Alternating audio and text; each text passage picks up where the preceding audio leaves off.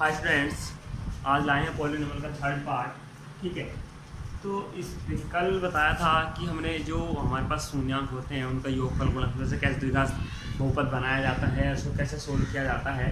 I hope कि समझ में आया हो, नहीं आया तो आप कमेंट में जाके बता दीजिएगा। तो देखिए बात करते हैं आगे कि इस ये जो चैप्टर है, इस चैप्टर से जो इम्पोर्टेंट क्वेश्चन है, तो सबसे मेन चीज़ है यहाँ कि हमारे पास जो फर्स्ट क्वेश्चन है तो इसमें दो बहुपद लिखे हुए हैं। दो बहुपद से एक बहुपद से दूसरे बहुपद को भाग देना, यानी जो भाग दी जाती है वो कैसे दी जाती है, इसके बारे में डिस्कस करेंगे आज हम।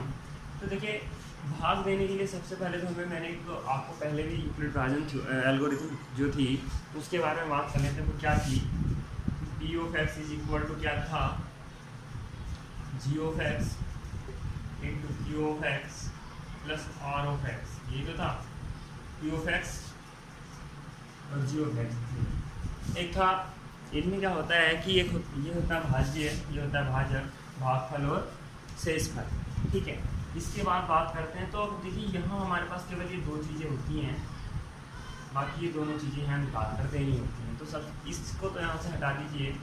तो करना क्या है, देखिए आपको सबसे पहले भाग देने के लिए जो पी ऑफ एक्स होता है, जैसे आप नॉर्मल भाग देते हैं संख्याओं की, उसी तरीके से भाग देनी है। तो पी ऑफ एक्स यहाँ लिखिए आप, तो याद आएगा एक्स की क्यूब। देखिए ध्यान ये रखिएगा कि पावर्स को जो है क्या करना है, अवरोही क्रम में लिखते हुए चलना है। तो देखिए सबसे पहले बड़ी, फिर उसके बाद उससे छोटी पावर, फिर उससे बड़ी, वो उससे छोटी, फिर उससे छोटी। देखिए ये चीज़ ध्यान रहे कि अगर किसी वजह से आप ऐसे समझ चलिए कि 5x इससे पहले लिखा होता तो जब यहाँ लिख रहे होते तो 5x को बाद में लिखते। अगर किसी वजह से 5x पहले लिखा होता, 3x बाद में होता, तो 3x को पहले ही लिखा जाएगा। अब इस चीज़ से कोई इस चीज़ को चेंज करने से कोई फ़र्क नहीं पड़ता है। ठीक है, अब भाग करने के लिए आप क्या कीजिए, इस तरह से लगा लीजिए यहाँ। ठीक है, तो उधर क्या लिखा होगा, देखिए इसको मैं इस तरह से लिख सकता था -2 + x²। तो इसको भी जो पावर्स होती हैं उसके अवरोही क्रम में लिखना होता है, यानी पहले बड़ी पावर और फिर छोटी पावर। ठीक है, क्लियर। आपको बस एक चीज़ ध्यान रखनी है सिंपल, कि यहाँ की जो सबसे बड़ी पावर होगी और जो यहाँ से सबसे बड़ी पावर होगी, इन दोनों से मतलब है, बाकी चीज़ों का कोई ज़्यादा इफेक्ट नहीं पड़ेगा। पहले इन्हीं दो चीज़ों को आपको सोल्व करके चलना है।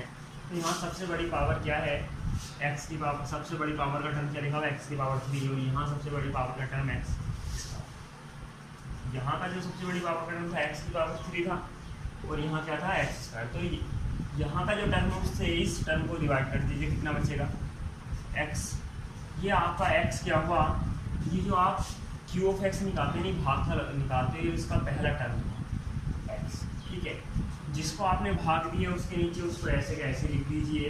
और ध्यान रखिएगा यहाँ चिन्ह सही, जो इसका साइन है वो साइन ऐसे कैसे लगाना है, साइन को चेंज नहीं करना। जो भी अगर मान लिया किसी वजह से माइनस होता तो यहाँ -x आता आपका। ठीक है, तो -x ही लिखा जाता है यहाँ। ठीक है, ये बात ध्यान रखिएगा। तो यहाँ खैर माइनस नहीं है हमारे पास, तो इसको हटा देंगे। अब देखिए जो अब ये वाला टर्म लिखा हुआ है, तो यहाँ का ये टर्म जिससे भाग दिया इसको तो आप छोड़ दीजिए, इससे कोई मतलब नहीं बचा। इस x से अब जो दूसरा टर्म बचा इसमें मल्टीप्लाई कीजिए, तो x की -2 में मल्टीप्लाई -k2x। तो देखिए कितना आया, -k2x आया। x की पावर कितनी है यहाँ 1, तो यहाँ जो x की पावर 1 है वो वाला टर्म छाट दिया आप, ये 5। तो इसी के नीचे इसको लिखिए -k2। ठीक है, अब आपको पता है कि क्या करते हैं, घटाते हैं, तो चिन्ह क्या कर देते हैं, चेंज। ये प्लस का माइनस हो गया, ये माइनस का प्लस हो गया। ठीक है, क्लियर। तो ये क्या हो जाते हैं, कैंसिल हो जाते हैं। ठीक है, ये क्या हो जाते हैं, कैंसिल हो जाते हैं। तो बचेगा क्या, देखिए -3x², ये बच जाएगा जो बचा हुआ है, प्लस ये है प्लस वो है, तो कितना हो गया 7x और -3। ठीक है, आप इसको कटिंग करके दिखाना चाहें, कटिंग करके दिखा सकते हैं। तो अब बस ये आपका काम यहाँ तक था, क्लियर। अब दोबारा देखिए आप आपके लिए एक फिर से अलग टर्म बन के आया। ठीक है, आप फिर आपको इससे दोबारा यही सेम प्रोसेस इसके लिए करना है। यहाँ सबसे बड़ी पावर कितनी, -3x² वाला टर्म है, तो -3x²।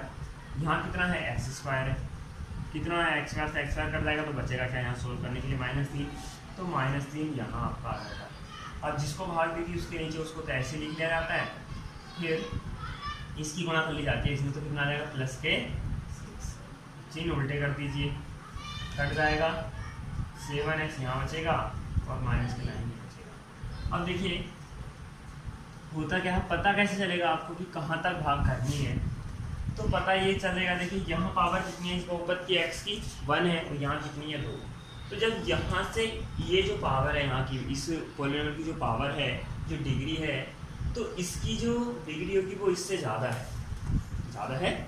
तो जैसे ही यहाँ की डिग्री ज़्यादा हो जाए तो समझ लीजिएगा यहाँ का जो पॉलिनोमियल होगा वो क्या होगा, आपका रिमाइंडर होगा। यानी ये वाली चीज़ रिमाइंडर कब होगी, जब यहाँ की जो डिग्री है पॉलिनोमियल यानी जो पावर है, जो घात है, वो जो हमारे पास भाजक होता है उसकी घात से कम हो। ठीक है, तो ये क्या होगा आपका रिमाइंडर। तो ये आपका जो x माइनस है ये हुआ q ऑफ x, ठीक है, और जो r ऑफ x हुआ वो हुआ आपका 7x माइनस a। ठीक है, ये आपकी हुई कि आप भाग कैसे दी जाती है। ठीक है, अब देखिए नेक्स्ट क्वेश्चन काफ़ी इंपॉर्टेंट है और ये अधिकांशतः बोर्ड में पूछा भी जाता है, तो इसके बात कर लेते हैं। इसमें लिखा है देखिए कि एक बहुपद लिखा है स्टार्टिंग में और पूछा है कि इसके अन्य शून्यांक ज्ञात कीजिए। अन्य शून्यांक ज्ञात कीजिए। तो अन्य शून्यांक ज्ञात करने का मतलब इसके कुछ शून्यांक में दे रखा है। मैंने बताया था किसी बहुपद के मैक्सिमम शून्यांक कितने हो सकते हैं, जितनी उसकी मैक्सिमम पावर होती है। तो यहाँ मैक्सिमम पावर कितनी है 4, कितनी है 4। तो मैक्सिमम पावर 4 है तो इसके 4 शून्यांक हो सकते हैं, लेकिन हमारे पास 2 पहले से दे रखे हैं, √5/3 और -5/3। ठीक है, तो देखिए इसको लिखने का तरीका यहाँ ऐसे लिखिए, ये आपका बहुपद है 3x की पावर 4 + 6x³ - 2x² - 10x और -5। ठीक है, बराबर में जितने शून्यांक होते हैं, 4 शून्यांक के बारे में मैंने बात की, तो x minus a, x minus b, x minus c और x माइनस d, ये आपके 4 शून्यांकों के गुणनफल से शून्यांक को जो रिप्रेजेंट किया था वो इस तरीके से किया जाता है। इस इन चारों शून्यांकों के अगर इस तरह से सोल्व किया जाए तो ये बहुपद प्राप्त होगा। अब 2 शून्यांक आपके पास हैं, आप सपोज है इसमें कोई से मान लीजिए, जैसे यहाँ अगर मान लो सी और डी की वैल्यू दे रखी है, तो जो हमारे पास ए और बी रह जाएंगे निकालने के लिए, तो आप क्या कीजिए, इसको एज इट यहीं निकाल दीजिए, x minus a, x minus B आप छोड़ दीजिए, तो x माइनस सी का मतलब -√5/3 और माइनस वो देखिए ये वाला माइनस है, तो ये क्या कर देगा इसको प्लस, तो 5/3। क्लियर। अब इनकी देखिए, इनकी अगर इनकी आप मल्टीप्लाई कीजिएगा तो आपको एक सूत्र ध्यान आएगा, a + b और a - b, ये होता है a² - b²।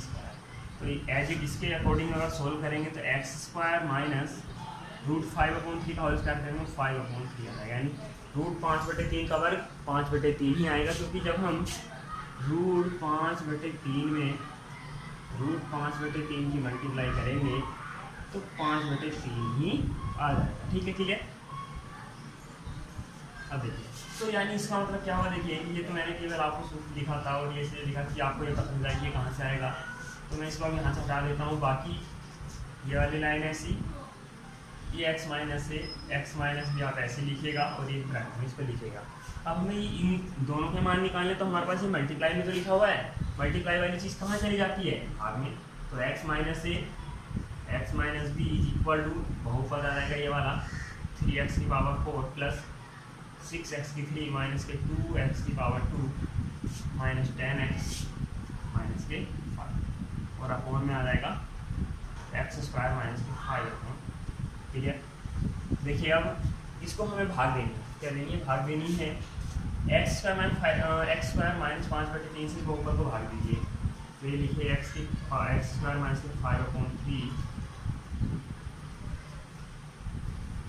3x की power 4 plus 6x³ minus 2x² minus के 10x माइनस के 5।